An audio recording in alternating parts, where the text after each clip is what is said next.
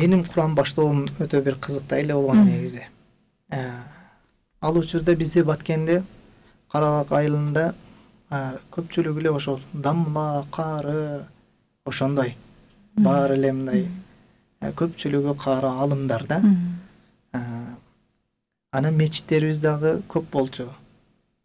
Ошол азыр ошол кичинекей эле айылда Карабак айылында бир 20 чакты мечит бар. 5-6 медресе бар. Мечиттерге каттап жүргөнбүз. Менин өзүмдүн бир тууган тагам Мырза Карим деген бул жакта окуп кары эле. Барганда аппак жакшынакай кийинип алып жүрчү эле, көрүп ошол кишинен суктанчумун. Мен да ушул тагамдай болом деп. Куран окуса үнү да жакшы болчу, уккум келет эле. Мен да ушундай болом деп ниет кылам. Ошол тагам бир себеп болгон мага. Көрүп, мындай жүрүшү да таза тыккан болчу да, карап, субханалла, ушундай болом деп ниет кылып, ал учурда өтө эле жаш болчубуз. 2-нчи класс, 3-нчи класс, эми араб тилин таанып, Куран окушту үйрөнүп аткан учурлар болчу. Ошол кишилер себеп болгон. Андан дагы бири чоң курбанчылык кылып берген мен үчүн. Мен ошол жалгыз апам. Мен бул нерселерди унутуп калыпмын, бирок өткөндө өзү айтып калды, отуруп калсак. Мен түндөлөрү мечитке барчу элем. Өзүм жалгыз корком да, тем более мына кабырдын үстүндө жашачу элек. Кабырдан коркуп калбасын деп, шам намазынан кийин бизде адатта мечитте сабак болот да, жаш балдардан сабак алышат. Имамдар, карекелер.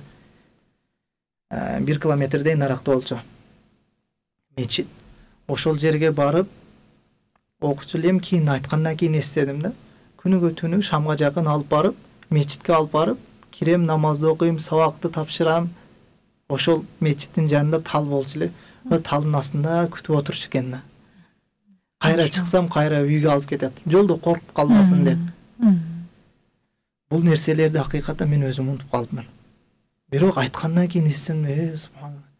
Мен кары болушулугума, ушунча балдарга себепкер болуп, мындай Куранга кызмат кылып атышыма түпкү тамыр бул жакта экен го. Бирок канчалык рахмат айтсам дагы аздык кылат акыйкатта. Эгерде мен Куран жаттабаганда мен өзүм бир аз шогуракмын негизи. Куран жаттабаганда кандай адам болот элем? Жаштыктан бир аз тополоң кылып жүргөнбүз да. Ошол өзү жалгыз калса, мен эжем башка жакта байкем бар. Ал да чоң атамдарды болчу да. Апам экөөбүз жалгыз болчубуз. Ошондо да көзү кыйып кыйналган.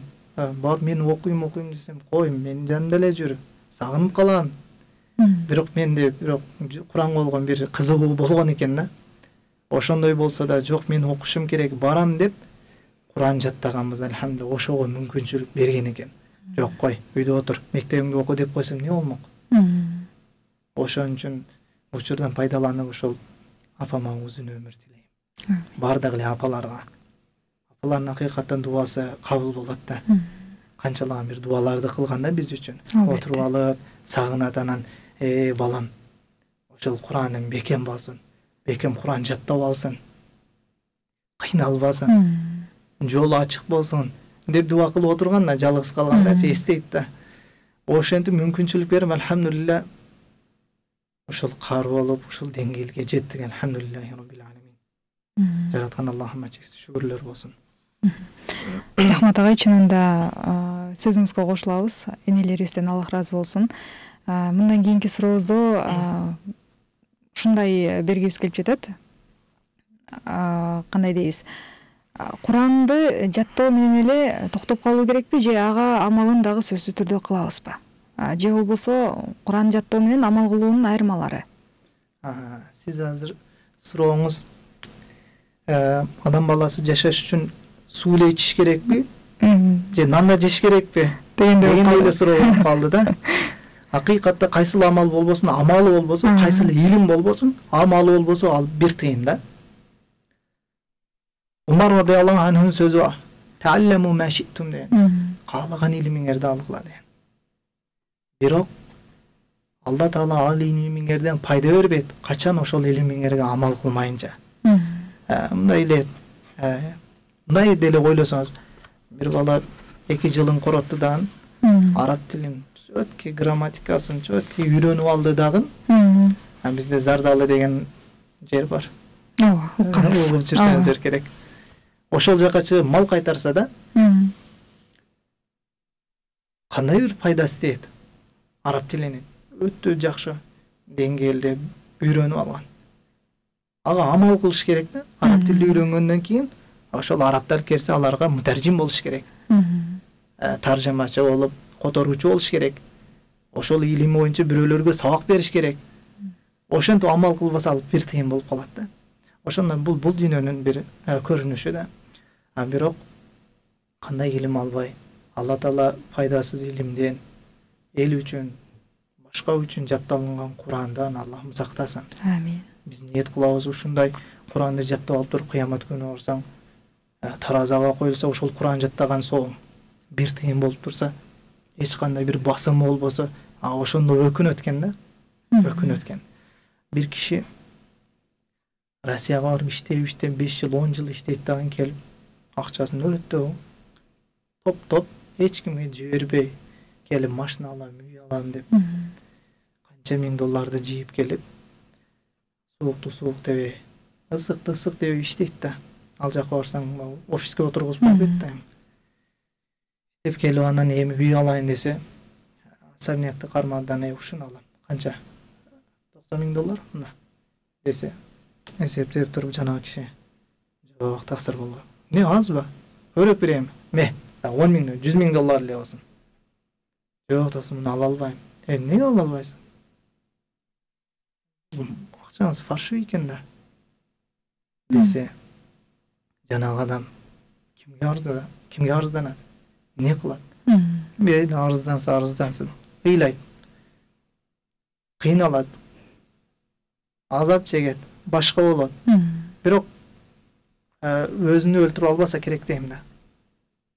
Кандай болгон тагдырда да, тагдырында өмүрү жазылуу болсо, башкасы жардам берет, дагы бутунда туруп кетет да. Дагы барып иштейт, дагы ишти кыла берет. Бирок канчалык өкүнүч болот да. 10 жылын ошол жакта сарптады эле да жанагы киши. Суукту суук, ысыкты ысык дебей.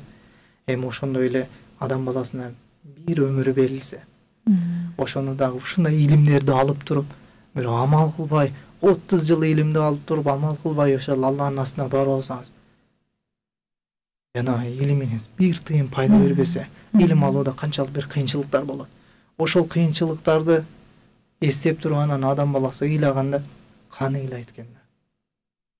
Ошол күндөн өлүп алгысы келет адам. Өлө албайт да бирок.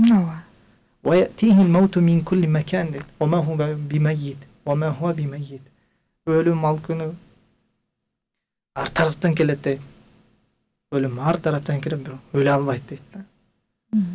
Бул дүйнөдө көп кыйналып кетсең, өлүп алгандар болуп атпайбы? Өлүп кутулат да. Бирок адам баласы жакшы иш менен жашабаса, жакшы жашоо менен жакшы иштерди кылып жашабаса, өлүп тутулат да. Кайра тутулат. Ошол Куран эми баарыбызга насихатта бул. Куранда бардык жакшы жаман жолду баарын Алла Таала айтып койгон. Ошол аламдын келип кармалып токтолуп турган жери ушул Куран болот да. Ким бир Куранга жок, бул туура эмес, мына жерде туура эмес жазылып калган десе, ал имандан чыгып калат да. Ошон үчүн бул Куран ар кимге да насип кылып бербейт экен.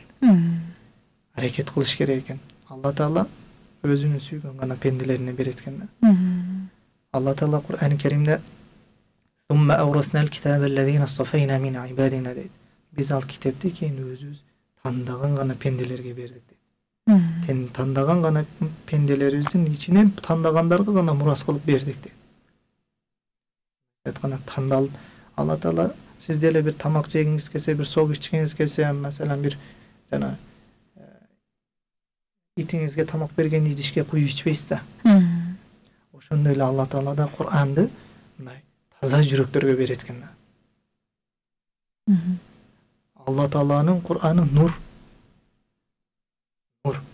Ал нурду жаман жерге таштагысы келбейт экен да Алла Таала. Ошон үчүн биринчиден жүрөктү тазалабыбыз керек да.